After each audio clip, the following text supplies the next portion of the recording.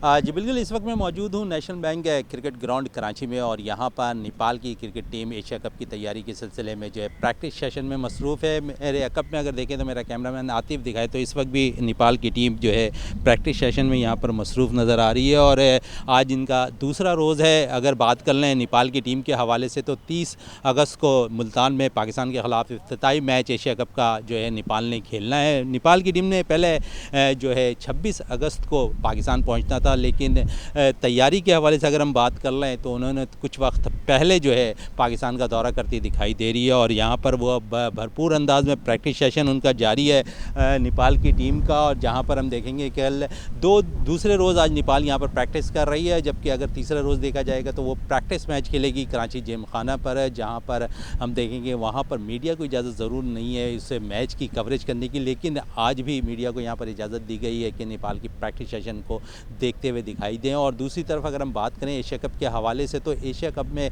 जो है नेपाल का जो इफ्तिताई मैच है वो पाकिस्तान के साथ 30 अगस्त को मुल्तान में खेला जाना है। जी।